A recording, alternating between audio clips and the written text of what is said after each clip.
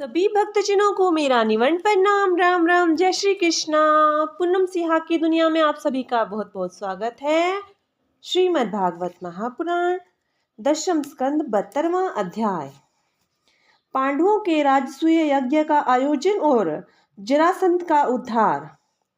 श्री सुखदेव जी कहते हैं, परीक्षित, एक दिन महाराज युधिष्ठिर बहुत ही मुनियों, ब्राह्मणों, क्षत्रियों, वैश्यों और भीमसेन आदि भाइयों, आचार्यों, कुल के बड़े बूढ़ों, जाति बंधुओं, संबंधियों एवं कुटुंबियों के साथ राजसभा में बैठे हुए थे। उन्होंने सबके सामने ही भगवान श्री कृष्ण को संबोधित करके यह बात कही।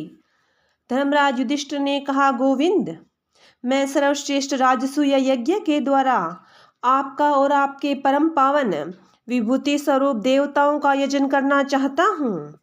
प्रभु, आप कृपा करके मेरा यह संकल्प पूरा कीजिए।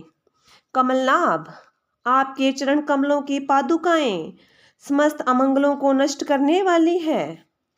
जो लोग निरंतर उनकी सेवा करते हैं, ध्यान और स्तुति करते हैं, वास्तव में वे ही पवित्र आत्मा है। वे जन्म मृत्यु के चक्कर से छुटकारा पा जाते हैं, और यदि वे सांसारिक विषयों की अभिलाषा करें तो उन्हें उनकी भी प्राप्ति हो जाती है। परंतु जो आपके चरण कमलों के शरण ग्रहण नहीं करते, उन्हें मुक्ति तो मिलती ही नहीं, सांसारिक भोग भी नहीं मिलते। देवताओं के भी आराध्य देव, मैं चाहता हूँ कि संसारी लोग आपके चरण कमलों की सेवा का प्रभाव देखें। प्रभु, कुरुवंशी और सिंजवंशी नरपतियों में जो लोग आपका भजन करते हैं और जो नहीं करते, उनका अंतर आप जनता को दिखला दीजिए। प्रभु, आप सबके आत्मा, समदर्शी और समय आत्मानंद के साक्षात्कार है। समय ब्रह्म है। आप में यह मैं हूँ और यह दूसरा, यह अपना और यह पराया, इस प्रकार का भेदभाव नहीं है। फिर भी जो आपकी सेवा करते हैं, उन्हें उनकी भावना के अनुसार फल मिलता ही है। ठीक वैसे ही जैसे कल्पवृक्ष की सेवा करने वालों को उस फल में जो न्यूनाधिकता होती है, वह तो न्यूनाधिक सेवा के अनुरूप ही होता है। इससे आप में विषमता या निर्दयता आदि दोष नहीं आते। भगवान श्री कृष्ण ने कहा, शत्रु विजयी धर्मराज, आपका निश्चय बहुत ही उत्तम है। राजसूय यज्ञ करने से समस्त लोकों में आपकी मंगलमयी कीर्ति का विस्तार होगा। राजन, आपका यह महायज्ञ ऋषियों, पितरों, देवताओं, सगे संबंधियों, हमें और कहाँ तक कहें, समस्त प्राणियों को अभिष्ट है। महाराज, पृथ्वी के समस्त नरपतियों को जीतकर सारी पृथ्वी को अपने वश में करने और यज्ञोचित संपूर्ण सामग्री एकत्र करके फिर इस महायज्ञ का अनुष्ठान कीजिए। महाराज, आपके चारों भाई वायु, इंद्र आदि लोकपालों के अंश से पैदा हुए हैं। वे सब के सब बड़े वीर हैं। आप तो परम मनस्वी और संयमी हैं ही। आप लोगों ने अपने सद्गुणों से मुझे अपने वश में कर लिया है। जिन लोगों ने अपनी इंद्रियों और मन को वश में नहीं किया है, वे मुझे अपने वश में नहीं कर सकते। संसार में कोई बड़े से बड़ा देवता भी तेज, यश, लक्ष्मी, सौंदर्य और ऐश्वर्य आदि के द्वारा मेरे भक्त का तिरस्कार नहीं कर सकता।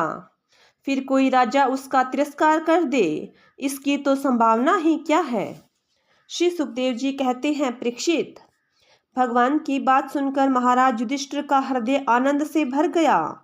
उनका मुख कमल प्रफुल्लित हो गया।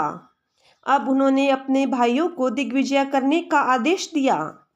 भगवान श्री कृष्ण ने पांडवों में अपनी शक्ति का संचार करके उनको अत्यंत प्रभावशाली बना दिया था। धर्मराज युधिष्ठिर ने संजयवंशी वीरों के साथ सहदेव को दक्षिण दिशा में दिग्विजय करने के लिए भेजा, नकुल को मत्स्य देशीय वीरों के साथ पश्चिम में, अर्जुन को केकयी देशीय वीरों के साथ उत्तर में और भीमसेन को मद्र देशीय वीरों के साथ पूर्व दिशा में दिग्विजय करने का आदेश दिया। परीक्षित, उन भीमसेन आदि वीरों ने अपने बल पुरुष से सब ओर के नरपतियों को जीत लिया और यज्ञ करने के लिए उद्धत महाराज युधिष्ठिर को बहुत सा धन ला कर दिया। जब महाराज युधिष्ठिर ने यह सुना कि अब तक जरासंध पर विजय नहीं प्राप्त की जा सकी, तब वह चिंता में पड़ गए। उस समय भगवान श्री कृष्ण ने उन्हें वही उपाय कह सुनाया जो उद्धव जी ने बतलाया था। परीक्षित, इसके बाद भीमसेन, अर्जुन और भगवान श्री कृष्ण ये तीनों ही ब्राह्मण का वेश धारण करके गिरिव्रज में गए। वहीं जरासंध की राजधानी थी। राजा जरासंध ब्राह्मणों का भक्त और ग्रस्तोचित धर्मों का पालन करने वाला था। उपर्युक्त तीनों क्षत्रिय ब्राह्मण का वेश धारण करके अतिथि अभ्यागतों के सत्कार के समय जरासंध के पास गए और उनसे इस प्रकार याचना की, राजन, आपका कल्याण हो। हम तीनों आपके अतिथि हैं और बहुत दूर से आ रहे हैं। अवश्य ही हम यहाँ किसी विशेष प्रयोजन से ही आए हैं, इसलिए हम आपसे कुछ चाहते हैं, वह आप हमें अवश्य दीजिए। तितिक्षु पुरुष क्या नहीं कर सकते, दुष्ट पुरुष बुरे से बुरा क्या नहीं कर सकते, उदार पुरुष क्या नहीं दे सकते, और समदर्शी के लिए पराया कौन है। जो पुरुष स्वयं समर्थ होकर भी इस नाशवान शरीर से ऐसे अविनाशी यश का संग्रह नहीं करता जिसका बड़े बड़े सत्पुरुष भी गान करते हैं। सच पूछिए तो उसकी जितनी निंदा की जाए थोड़ी है, उसका जीवन शोक करने योग्य है। राजन, आप तो जानते ही होंगे, राजा हरिश्चंद्र, रंतिदेव केवल अन्न के दाने बीन चुनकर निर्वाह करने वाले महात्मा, मुद्गल, शिबी, बलि, व्याग और कपोत आदि बहुत से व्यक्ति अतिथि को अपना सर्वस्व देकर इस नाशवान शरीर के द्वारा अविनाशी पद को प्राप्त हो चुके हैं। इसलिए आप भी हम लोगों को निराश मत कीजिए। श्री सुखदेव जी कहते हैं, परीक्षित, जरासंध ने उन लोगों की आवाज़, सूरत, शक्ल और कलाइयों पर पड़े हुए धनुष की प्रत्यंचा की रगड़ के चिन्हों को देखकर पहचान लिया कि ये तो ब्राह्मण नहीं क्षत्रिय हैं। अब वे सोचने लगा कि मैंने कहीं न कहीं ने देखा तो भी अवश्य है। फिर भी उनके मन ही मन यह विचार किया कि ये क्षत्रिय होने पर भी मेरे भय से ब्राह्मण का वेश बनाकर आए हैं। जब ये भिक्षा मांगने पर उतारू हो गए हैं, तब चाहे जो कुछ मांग ले, मैं इन्हें दूंगा। याचना करने पर अपना अत्यंत पराया और दुस्तज्य शरीर देने में भी मुझे हिचकिचाहट न होगी। विष्णु भगवान ने ब्राह्मण का वेश धारण करके बलि का धन, ऐश्वर्य सब कुछ छीन लिया। फिर भी बलि की पवित्र कीर्ति सब और फैली हुई है और आज भी लोग बड़े आदर से उनका गान करते हैं। इसमें संदेह नहीं है कि विष्णु भगवान ने देवराज इंद्र की राज्य लक्ष्मी बलि से छीनकर उन्हें लौटाने के लिए ही ब्राह्मण रूप धारण किया था। दैत्यराज बलि को यह बात मालूम हो गई थी कि शुक्राचार्य जी ने उन्हें रोका भी, परंतु उन्होंने पृथ्वी का दान कर ही दिया। मेरा तो यह पक्का निश्चय है कि यह शरीर नाशवान है। इस शरीर से जो विपुल यश नहीं कमाता और जो क्षत्रिय ब्राह्मण के लिए ही जीवन नहीं धारण करता, उसका जीना व्यर्थ है। परीक्षित, सचमुच जरासंध की बुद्धि बड़ी उदार थी। उपर्युक्त विचार करके उसने ब्राह्मण वेशधारी श्री कृष्ण, अर्जुन और भीमसेन से कहा, ब्राह्मणों, आप लोग मनचाही वस्तुएं मांग लो। आप चाहे तो मैं आप लोगों को अपना सिर भी दे सकता हूँ। भगवान श्री कृष्ण ने कहा, राजेंद्र, हम लोग अन्न के इच्छुक ब्राह्मण नहीं हैं, क्षत्रिय हैं। हम आपके पास युद्ध के लिए आए हैं। यदि आपकी इच्छा हो तो हमें द्वंद्व युद्ध की भिक्षा दीजिए। देखो, यह पांडुपुत्र भीमसेन है और यह इनका भाई अर्जुन है और मैं इन दोनों का ममेरा भाई तथा आपका पुराना शत्रु कृष्ण हूँ। जब भगवान श्री कृष्ण ने इस प्रकार अपना परिचय दिया, तब राजा जरासंध ठाका मारकर हंसने लगा और चिढ़कर बोला, अरे मूर्खो, यदि तुम्हें युद्ध की ही इच्छा है तो लो, मैं तुम्हारी प्रार्थना स्वीकार करता हूँ। परंतु कृष्ण, तुम तो बड़े डरपोक हो। युद्ध में तुम घबरा जाते हो।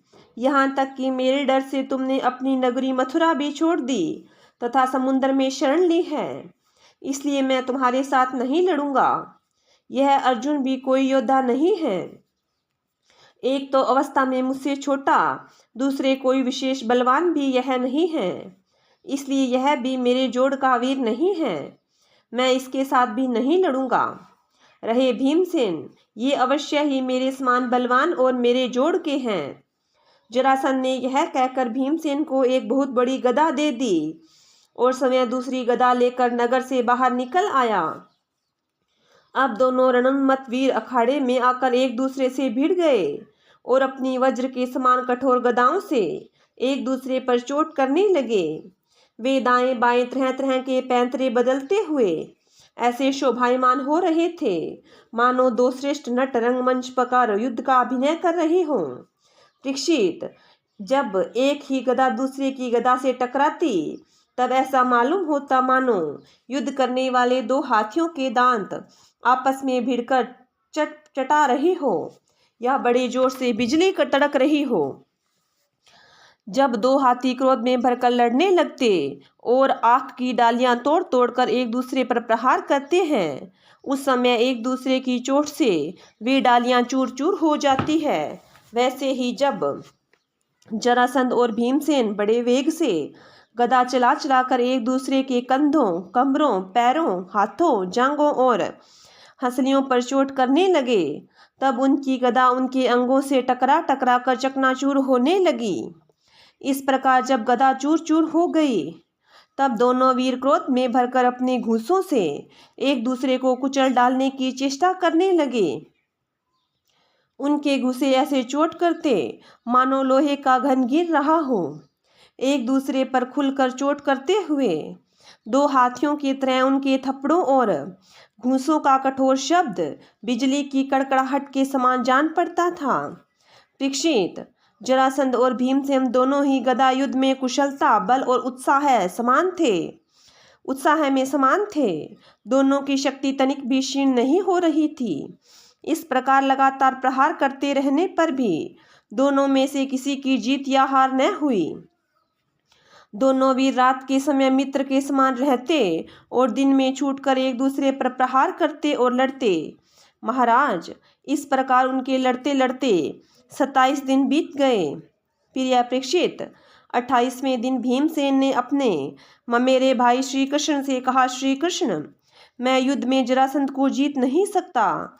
भगवान श्री कृष्ण जरासंध के जन्म और मृत्यु का रहस्य जानते थे और यह भी जानते थे कि जरा राक्षसी ने जरासंध के शरीर के 2 टुकड़ों को जोड़कर इसे जीवन दान दिया है। इसलिए उन्होंने भीमसेन के शरीर में अपनी शक्ति का संचार किया और जरासंध का वध का उपाय सोचा। परीक्षित, भगवान का ज्ञान अबाध है। अब उन्होंने उनकी मृत्यु का उपाय जानकर एक वृक्ष की डाली को बीच बीच में से चीर दिया और इशारे से भीमसेन को दिखाया।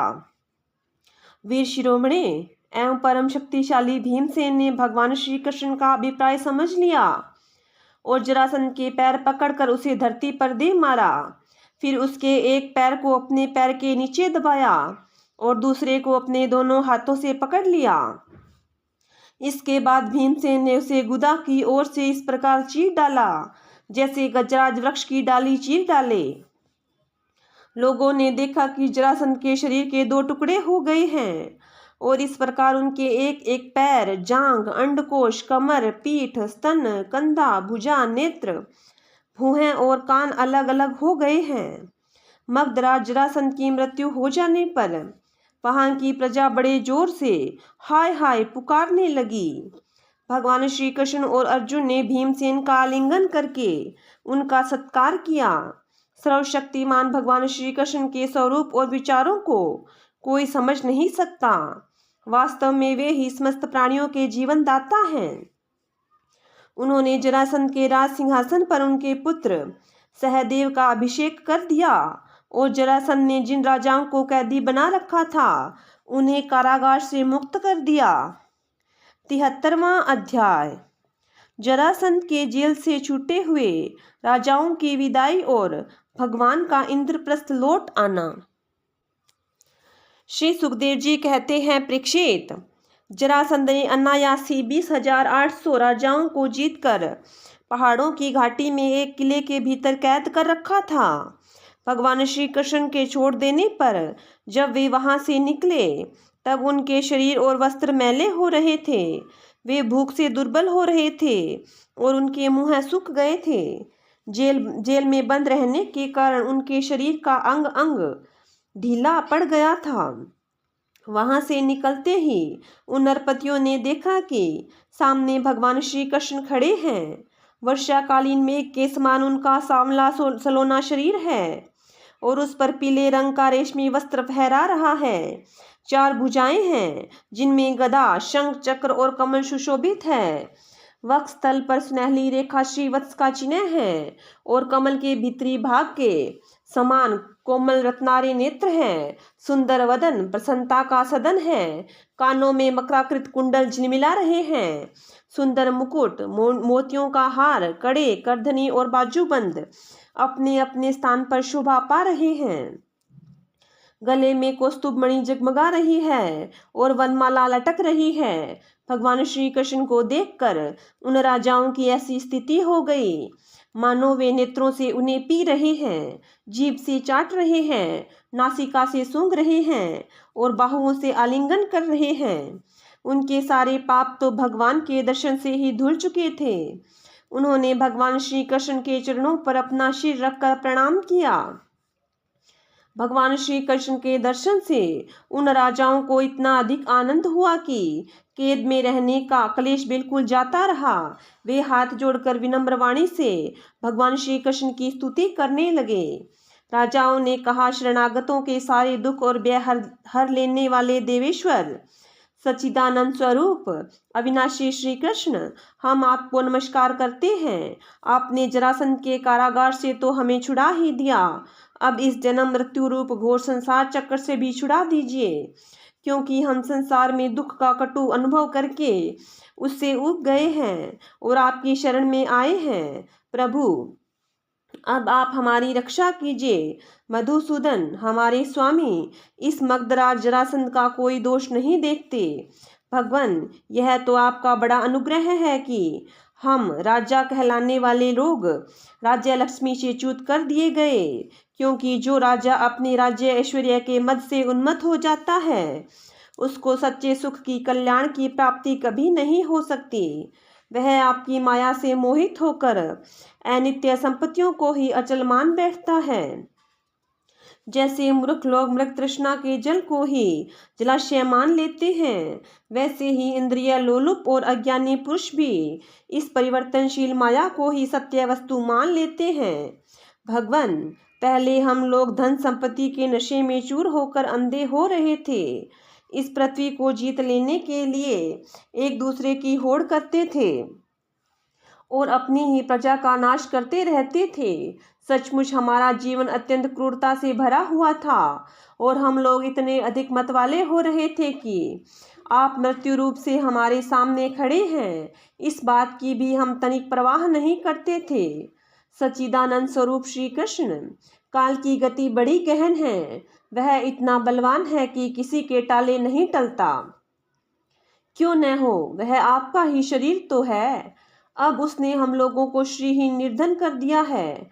आपकी अहेतुक अनुकंपा से हमारा घमंड चूर चूर हो गया। अब हम आपके चरण कमलों का स्मरण करते हैं। विभो, यह शरीर दिनों दिन क्षीण होता जा रहा है। रोगों की तो यह जन्म भूमि ही है। अब हमें इस शरीर से भोगे जाने वाले राज्य की अभिलाषा नहीं है, क्योंकि हम समझ गए हैं कि वह मृग तृष्णा के जल के समान सर्वथा मिथ्या है।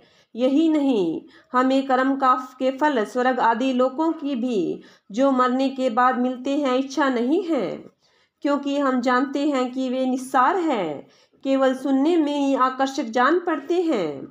अब हमें कृपा करके आप यह उपाय बताइए जिससे आपकी चरण कमलों की विस्मृति कभी न हो, सर्वदा स्मृति बनी रहे, चाहे हमें संसार की किसी भी योनि में जन्म क्यों न लेना पड़े। प्रणाम करने वालों के कलेश का नाश करने वाले श्री कृष्ण, वासुदेव, हरि, परमात्मा एवं गोविंद के प्रति हमारा बार बार नमस्कार है।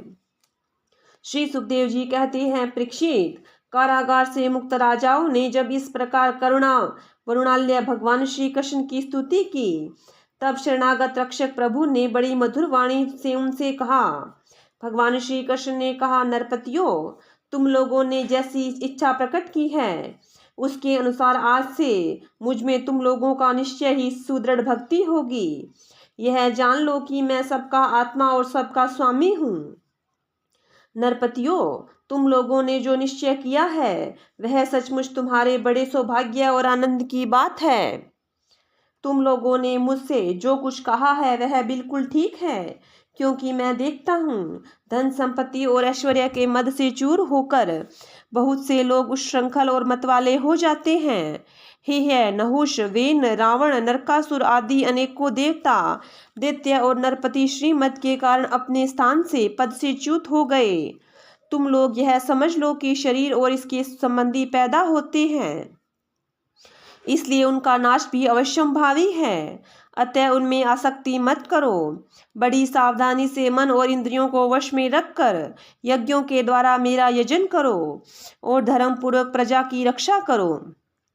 तुम लोग अपनी वंश परंपरा की रक्षा के लिए भोग के लिए नहीं संतान उत्पन्न करो और प्रारब्ध के अनुसार जन्म, मृत्यु, सुख, दुख, लाभ, हानि जो कुछ भी प्राप्त हो उन्हें समान भाव से मेरा प्रसाद समझकर सेवन करो और अपना चित्त मुझ में लगाकर जीवन बिताओ।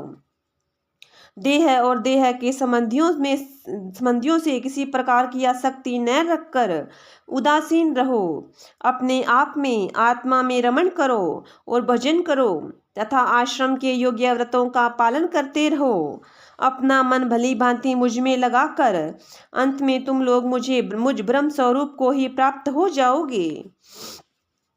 श्री सुखदेव जी कहते हैं, परीक्षित, भुवनेश्वर भगवान श्री कृष्ण ने राजाओं को यह आदेश देकर उन्हें स्नान आदि कराने के लिए बहुत से स्त्री पुरुष नियुक्त कर दिए। परीक्षित, जरासंध के पुत्र सहदेव से उनको राजोचित वस्त्र, आभूषण, माला, चंदन आदि दिलवाकर उनका खूब सम्मान करवाया। जब वे स्नान करके वस्त्रभूषण से सुसज्जित हो चुके तब भगवान ने उन्हें उत्तम उत्तम पदार्थों का भोजन करवाया और पान आदि विविध प्रकार के राजोचित भोग दिलवाए। भगवान श्री कृष्ण ने इस प्रकार उन बंदी राजाओं को सम्मानित किया। अब वे समस्त क्लेशों से छुटकारा पाकर तथा कानों में झिलमिलाते हुए सुंदर सुंदर कुंडल पहनकर ऐसे शोभायमान हुए जैसे वर्षा ऋतु का अंत हो जाने पर तारे। फिर भगवान श्री कृष्ण ने उन्हें सुवर्ण और मणियों से भूषित एवं श्रेष्ठ घोड़ों से युक्त रथों पर चढ़ाया, मधुर वाणी से तृप्त किया और फिर उन्हें उनके देशों में भेज दिया। इस प्रकार उदार शिरोमणि भगवान श्री कृष्ण ने उन राजाओं को महान कष्ट से मुक्त किया। अब वे जगतपति भगवान श्री कृष्ण के रूप, गुण और लीलाओं का चिंतन करते हुए अपनी अपनी राजधानी को चले गए। वहां जाकर उन लोगों ने अपनी अपनी प्रजा से परम पुरुष भगवान श्री कृष्ण की अद्भुत कृपा और लीला कह सुनाई और फिर बड़ी सावधानी से भगवान की आज्ञा अनुसार वे अपना जीवन व्यतीत करने लगे। परीक्षित, इस प्रकार भगवान श्री कृष्ण भीमसेन के द्वारा जरासंध का वध करवाकर भीमसेन और अर्जुन के साथ जरासंध सहदेव से सम्मानित होकर इंद्रप्रस्थ के लिए चले। उन विजयी वीरों ने इंद्रप्रस्थ के पास पहुंचकर अपने अपने शंख बजाए, जिससे उनके इष्ट मित्रों को सुख और शत्रुओं को बड़ा दुख हुआ। इंद्रप्रस्थ निवासियों का मन उस शंख ध्वनि को सुनकर खिल उठा। उन्होंने समझ लिया कि जरासंध मर गया है और अब राजा युधिष्ठिर का राजसूय यज्ञ करने का संकल्प एक प्रकार से पूरा हो गया। भीमसेन, अर्जुन और भगवान श्री कृष्ण ने राजा युधिष्ठिर की वंदना की और वह सब कृत्य कह सुनाया जो उन्हें जरासंध के वध के लिए करना पड़ा था। धर्मराज युधिष्ठिर भगवान श्री कृष्ण के इस परम अनुग्रह की बात सुनकर प्रेम से भर गए। उनके नेत्रों से आनंद के आंसुओं की बूंदें टपकने लगी और वे उनसे कुछ भी कह न सके।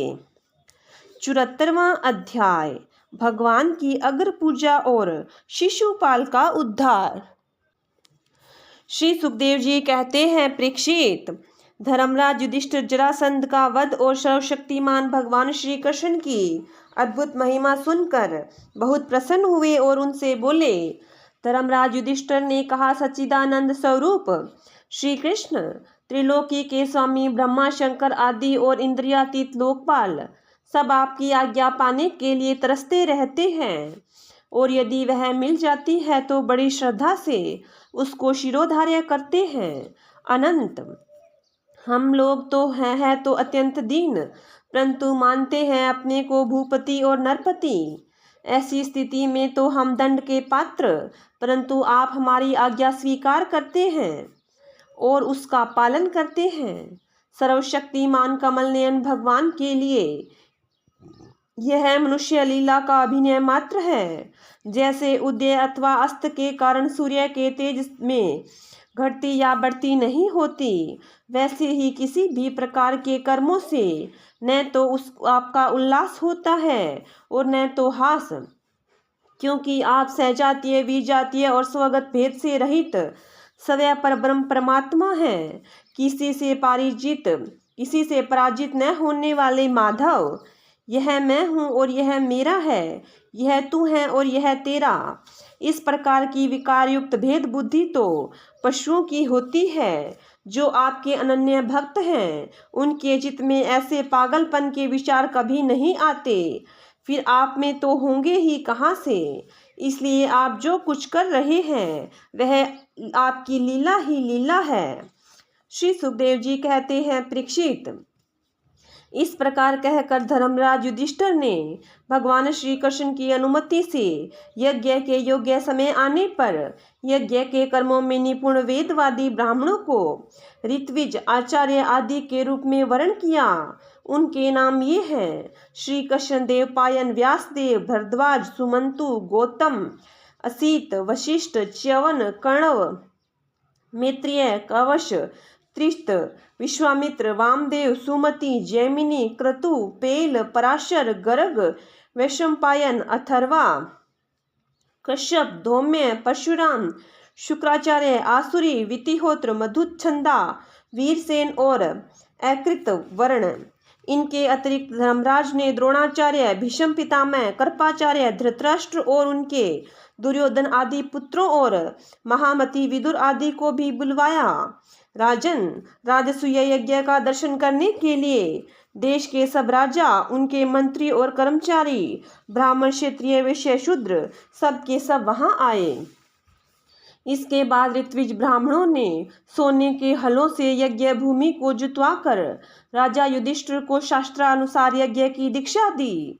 प्राचीन काल में जैसे वरुण देव के यज्ञ में सब के सब यज्ञ पात्र सोने के बने हुए थे, वैसे ही युधिष्ठिर के यज्ञ में भी थे। पांडु नंदन महाराज युधिष्ठिर के यज्ञ में निमंत्रण पाकर ब्रह्मा जी, शंकर जी, इंद्र आदि लोकपाल अपने गणों के साथ सिद्ध और गंधर्व, विद्याधर, नाग, मुनि, यक्ष, राक्षस, पक्षी, किन्नर, चारण, बड़े बड़े राजा और रानियां, ये सभी उपस्थित हुए। सबने बिना किसी प्रकार के कौतूहल के यह बात मान ली कि राजसूय यज्ञ करना युधिष्ठिर के योग्य ही है, क्योंकि भगवान श्री कृष्ण के भक्त के लिए ऐसा करना कोई बड़ी बात नहीं है। उस समय देवताओं के समान तेजस्वी याजकों ने धर्मराज युधिष्ठिर से विधि पूर्वक राजसूय यज्ञ करवाया, ठीक वैसे ही जैसे पूर्व काल में देवताओं ने वरुण से करवाया था। सोमलता से रस निकालने के दिन महाराज युधिष्ठिर ने अपने परम भाग्यवान याजकों और यज्ञ कर्म की भूल चूक का निरीक्षण करने वाले सद संपत्तियों की बड़ी सावधानी से विधि पूर्वक पूजन किया। अब सभासद लोग इस विषय पर विचार करने लगे कि सदस्यों में सबसे पहले किसकी पूजा, अग्र पूजा होनी चाहिए। जितनी मति उतने मत, इसलिए सर्वसम्मति से कोई निर्णय न हो सका। ऐसी स्थिति में सहदेव ने कहा, यदुवंश शिरोमणि भक्तवत्सल भगवान श्री कृष्ण ही सदस्यों में सर्वश्रेष्ठ और अग्र पूजा के पात्र हैं, क्योंकि यही समस्त देवताओं के रूप में हैं और देश काल धन आदि जितनी भी वस्तुएं हैं उन सब के रूप में भी ये ही हैं। यह सारा विश्व श्री कृष्ण ही रूप है। समस्त यज्ञ भी श्री कृष्ण स्वरूप ही हैं। भगवान श्री कृष्ण ही अग्नि, आहुति और मंत्रों के रूप में हैं। ज्ञान मार्ग और कर्म मार्ग, ये दोनों ही श्री कृष्ण की प्राप्ति के हेतु हैं। सभासदों, मैं कहाँ तक वर्णन करूं। भगवान श्री कृष्ण वह एक रस अद्वितीय ब्रह्म है जिसमें सजातीय, विजातीय और स्वगत भेद नाम मात्र का भी नहीं है। यह संपूर्ण जगत उन्हीं का स्वरूप है। वे अपने आप में स्थित और जन्म, अस्तित्व, वृद्धि आदि 6 भाव विकारों से रहित है। वे अपने आत्मस्वरूप संकल्प से ही जगत की सृष्टि, पालन और संहार करते हैं। सारा जगत श्री कृष्ण के ही अनुग्रह से अनेकों प्रकार के कर्मों का अनुष्ठान करता हुआ धर्म, अर्थ, काम और मोक्ष रूप पुरुषार्थ का संपादन करता है। इसलिए सबसे महान भगवान श्री कृष्ण की ही अग्र पूजा होनी चाहिए। इनकी पूजा करने से समस्त प्राणियों की तथा अपनी भी पूजा हो जाती है। जो अपने दान धर्म को अनंत भाव से युक्त करना चाहता हो उसे चाहिए कि समस्त प्राणियों और पदार्थों के अनात्माराम, भेदभाव रहित, परम शांत और परिपूर्ण भगवान श्री कृष्ण को ही दान करें। परीक्षित, सहदेव भगवान की महिमा और उनके प्रभाव को जानते थे। इतना कहकर वे चुप हो गए। उस समय धर्मराज युधिष्ठिर की यज्ञ सभा में जितने सत्पुरुष उपस्थित थे सबने एक स्वर से बहुत ठीक कहकर सहदेव की बात का समर्थन किया। धर्मराज युधिष्ठिर ने ब्राह्मणों की यह आज्ञा सुनकर तथा सभासदों का अभिप्राय जानकर बड़े आनंद से, प्रेमोद्रेक से विहल होकर भगवान श्री कृष्ण की पूजा की। अपनी पत्नी, भाई, मंत्री और कुटुंबियों के साथ धर्मराज युधिष्ठिर ने बड़े प्रेम और आनंद से भगवान के पांव पखारे तथा उनके चरण कमलों का लोक पावन जल अपने सिर पर धारण किया। उन्होंने भगवान को पीले पीले रेशमी वस्त्र और बहुमूल्य आभूषण समर्पित किए। उस समय उनके नेत्र प्रेम और आनंद के आंसुओं से इस प्रकार भर गए कि वे भगवान को भली भांति देख भी नहीं सकते थे। यज्ञ सभा में उपस्थित सभी लोग भगवान श्री कृष्ण को इस प्रकार पूजित सत्कृत देखकर हाथ जोड़े हुए नमो नमः, जय जय इस प्रकार के नारे लगाकर उन्हें नमस्कार करने लगे। उस समय आकाश से स्वयं ही पुष्पों की वर्षा होने लगी। परीक्षित, अपने आसन पर बैठा हुआ शिशुपाल यह सब देख सुन रहा था। भगवान श्री कृष्ण के गुण सुनकर उसे क्रोध हो आया और वह उठकर खड़ा हो गया। वह भरी सभा में हाथ उठाकर बड़ी असहिष्णुता किंतु निर्भयता के साथ भगवान को सुना सुनाकर अत्यंत कठोर वचन बोलने लगा। सभासदों, श्रुतियों का यह कहना सर्वथा सत्य है कि काल ही ईश्वर है। लाख चेष्टा करने पर भी वह अपना काम करा ही लेता है। इसका प्रत्यक्ष प्रमाण हमने देख लिया कि यहाँ बच्चों और मूर्खों की बात से बड़े बड़े वयोवृद्ध और ज्ञानवृद्धों की भी बुद्धि चकरा गई है। पर मैं मानता हूँ कि आप लोग अगर पूजा के योग्य पात्र का निर्णय करने में सर्वथा समर्थ हैं। इसलिए संपत्तियों, आप लोग बालक सहदेव की बात ठीक न माने कि कृष्ण ही अगर पूजा के योग्य है। यहाँ बड़े बड़े तपस्वी, विद्वान, व्रतधारी, ज्ञान के द्वारा अपने समस्त पाप तापों को शांत करने वाले परम ज्ञानी, परम ऋषि, ब्रह्मनिष्ठ और आदि उपस्थित हैं, जिनकी पूजा बड़े बड़े लोकपाल भी करते हैं। यज्ञ की भूल चूक बतलाने वाले उन सत्पतियों को छोड़कर यह कुल कलंक ग्वाला भला अगर पूजा का अधिकारी कैसे हो सकता है? क्या कौवा कभी यज्ञ के पुरोडाश का अधिकारी हो सकता है? न इसका कोई वर्ण है और न तो आश्रम, कुल भी इसका ऊंचा नहीं है। सारे धर्मों से यह बाहर है। वेद और लोक मर्यादाओं का उल्लंघन करके मनमाना आचरण करता है। इससे कोई गुण भी नहीं है। ऐसी स्थिति में यह अगर पूजा का पात्र कैसे हो सकता है? आप लोग जानते हैं कि राजा ययाति ने अपने वंश को शाप दे रखा है, इसलिए सत्पुरुषों ने इस वंश का बहिष्कार कर दिया है। ये सब सर्वदा व्यर्थ मधुपान में आसक्त रहते हैं। फिर ये अगर पूजा के योग्य कैसे हो सकते हैं?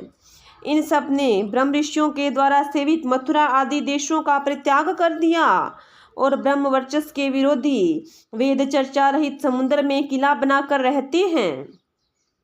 वहां से जब ये बाहर निकलते हैं तो डाकुओं की तरह सारी प्रजा को सताते हैं। परीक्षित, सच पूछो तो शिशुपाल का सारा शुभ नष्ट हो चुका है। इसी से उसके और भी बहुत सी कड़ी कड़ी बातें भगवान श्री कृष्ण को सुनाई, परंतु जैसे सिंह कभी सिंहार की हुआ पर ध्यान नहीं देता, वैसे ही भगवान श्री कृष्ण चुप रहे। उन्होंने उसकी बात का कुछ भी उत्तर न दिया, परंतु सभासदों के लिए भगवान की निंदा सुनना असह्य था। उनमें से कई अपने कान बंद करके क्रोध से शिशुपाल को गाली देते हुए बाहर चले गए। परीक्षित, जो भगवान की यह भक्तपरायण भक्तों की निंदा सुनकर वहां से हट नहीं जाता, वह अपने शुभ कर्मों से च्युत हो जाता है और उसकी अधोगति होती है। परीक्षित, अब शिशुपाल को मार डालने के लिए पांडव, मत्स्य, केकय और सृंजय वंशी नरपति क्रोधित होकर हाथों में हथियार ले उठ खड़े हुए, परंतु शिशुपाल को इससे कोई घबराहट न हुई। उसने बिना किसी प्रकार का आगा पीछा सोचे अपनी ढाल तलवार उठा ली और वह भरी सभा में श्री कृष्ण के पक्षपाती राजाओं को ललकारने लगा। उन लोगों को लड़ते झगड़ते देख भगवान श्री कृष्ण उठ खड़े हुए। उन्होंने अपने पक्षपाती राजाओं को शांत किया और समय क्रोध करके अपने ऊपर झपटते हुए शिशुपाल का सिर चूरे के समान तीखी धार वाले चक्कर से काट लिया। शिशुपाल के मारे जाने पर वहां बड़ा कोलाहल मच गया। उसके अनुयायी नरपति अपने अपने प्राण बचाने के लिए वहां से भाग खड़े हुए। जैसे आकाश से गिरा हुआ लूक धरती में समा जाता है, वैसे ही सब प्राणियों के देखते देखते शिशुपाल के शरीर से एक ज्योति निकलकर भगवान श्री कृष्ण में समा गई। परीक्षित, शिशुपाल के अंतःकरण में लगातार 3 जन्म के वैर भाव की अभिवृद्धि हो रही थी और इस प्रकार वैर भाव से ही सही ध्यान करते करते वह तन्मय हो गया, पार्षद हो गया। सच है, मृत्यु के बाद होने वाली गति में भाव ही कारण है। शिशुपाल की सदगति होने के बाद चक्रवर्ती धर्मराज युधिष्ठिर ने सदस्यों और ऋत्विजों को पुष्कल दक्षिणा दी और सबका सत्कार करके विधि पूर्वक ज्ञान स्नान और भृत स्नान किया। परीक्षित, इस प्रकार योगेश्वर भगवान श्री कृष्ण ने धर्मराज युधिष्ठिर का राजसूय यज्ञ पूर्ण किया और अपने सगे संबंधी और सुहृदों की प्रार्थना से कुछ महीनों तक वहीं रहे। इसके बाद राजा युधिष्ठिर की इच्छा न होने पर भी सर्वशक्तिमान भगवान श्री कृष्ण ने उनसे अनुमति ले ली और अपनी रानियों और मंत्रियों के साथ इंद्रप्रस्थ से द्वारकापुरी की यात्रा की। परीक्षित, मैं यह उपाख्यान तुम्हें बहुत विस्तार से 7वें स्कंद में सुना चुका हूँ कि वैकुंठवासी जय और विजय को सनक आदि ऋषियों के शाप से बार बार जन्म लेना पड़ा था। महाराज युधिष्ठिर राजसूय का यज्ञांत स्नान करके ब्राह्मण और क्षत्रियों की सभा में देवराज इंद्र के समान शोभायमान होने लगे। राजा युधिष्ठिर ने देवता, मनुष्य और आकाशचार्यों का यथा योग्य सत्कार किया तथा वे भगवान श्री कृष्ण एवं राजसूय यज्ञ की प्रशंसा करते हुए बड़े आनंद से अपने लोक को चले गए। परीक्षित, सब तो सुखी हुए, परंतु दुर्योधन से पांडवों की यह उज्जवल राज्य लक्ष्मी का उत्कर्ष सहन न हुआ, क्योंकि वह स्वभाव से ही पापी, कलह प्रेमी और कुरुकुल का नाश करने के लिए एक महान रोग ही था। परीक्षित, जो पुरुष भगवान श्री कृष्ण की इस लीला का शिशुपाल वध, जरासंध वध, बंदी राजाओं की मुक्ति और यज्ञानुष्ठान का कीर्तन करेगा, वह समस्त पापों से छूट जाएगा। श्रीमद् भागवत महापुराण 10म स्कंद 74वां अध्याय समाप्त। बोलिए विष्णु भगवान की जय हो। बोलिए कृष्ण भगवान की जय हो।